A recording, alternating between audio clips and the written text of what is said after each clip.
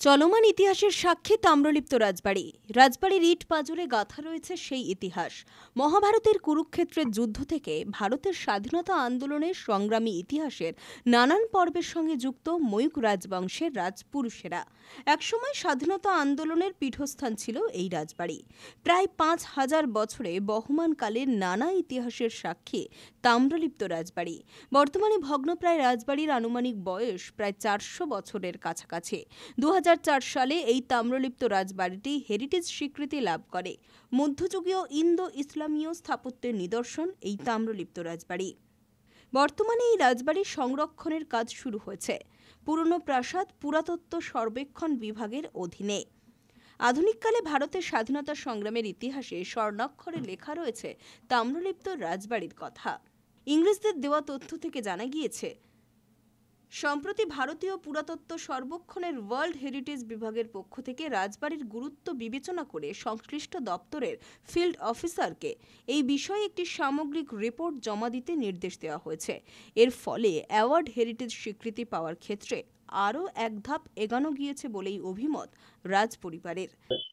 আমি একটা কথাই বলতে পারি, সেটা হচ্ছে তাম্রলিপ্ত পৌরসভা একটা বহু ঐতিহাসিক শহর। হাজার হাজার বছর ইতিহাস এবং ঐতিহ্য এর মধ্যে রয়েছে এবং কেন্দ্রীয় সরকার আর্কোলজিক্যাল সার্ভে অফ ইন্ডিয়া ২০০৪ সালে তাম্রলিপ্ত রাজবাড়িকে জাতীয় গুরুত্বপূর্ণ সম্পত্তি হিসেবে ঘোষণা করে। পূর্ব মেদিনীপুর জেলায় একটাই ন্যাশনাল ইম্পর্টেন্স বা জাতীয় গুরুত্বপূর্ণ সম্পত্তি রয়েছে, সেটা তাম্রলিপ্ত রাজবাড়ি। পরবর্তীকালে ২০১৯ সাল থেকে পরপর কয়েক বছর আমরা আন্তর্জাতিক সেমিনার করি, যে আন্তর্জাতিক সেমিনারে পৃথিবীর বিভিন্ন দেশরা আসে, তাদের প্রতিনিধিরা আসেন এবং ইউনেস্কোর প্রতিনিধিরাও বিভিন্ন সময় এসেছেন এবং তারা তাদের মতামত জ্ঞাপন করেছেন এবং আমি কৃতজ্ঞতা জ্ঞাপন করি থাইল্যান্ড এবং নেপাল সরকারের প্রতি, যাদের ইউনেস্কো চ্যাপ্টার আমাদেরকে সাপোর্ট করছে। অর্থাৎ তাম্রলিপ্ত রাজবাড়ি যাতে ওয়ার্ল্ড হেরিটেজ হিসেবে স্থাপিত হয় সেই জায়গায় তারা সাপোর্ট করছে। মাননীয় রাষ্ট্রপতি দ্রৌপদী মুর্মুর কাছে আমরা একটা চিঠি পাঠিয়েছিলাম, তিনিও সেই ব্যাপারে আর্কোলজিক্যাল সার্ভে অফ ইন্ডিয়ার ডাইরেক্টর জেনারেল পার্সু করেছেন এবং সেই পার্সুশনের ফলে অলরেডি সেই জায়গাটা তৈরি হয়েছে। হয়তো কিছুদিনের মধ্যে তাম্রলিপ্ত নগরী এবং তাম্রলিপ্ত রাজবাড়ি ওয়ার্ল্ড হেরিটেজ তকমা পেতে পারে, এটাই আমাদের বিশ্বাস। তাম্রলিপ্ত রাজপরিবারের সদস্য তথা তমলুক পৌরসভার চেয়ারম্যান জানিয়েছেন, তাম্রলিপ্ত রাজবাড়ি তথা তাম্রলিপ্ত নগরীর ইতিহাস কয়েক হাজার বছরের পুরনো। থাইল্যান্ড, নেপাল, শ্রীলঙ্কা সহ বিভিন্ন দেশের ইউনেস্কোর প্রতিনিধিরা বিভিন্ন সেমিনার এবং জার্নালে উল্লেখ করেছেন। তমলুকের ধুলোবালি, ইট, কড়ি, বর্গায় হাজার হাজার বছরের ইতিহাস লিপিবদ্ধ হয়ে আছে, কিন্তু সময়ের নিয়মে তা বর্তমান প্রজন্ম ভুলতে বসেছে।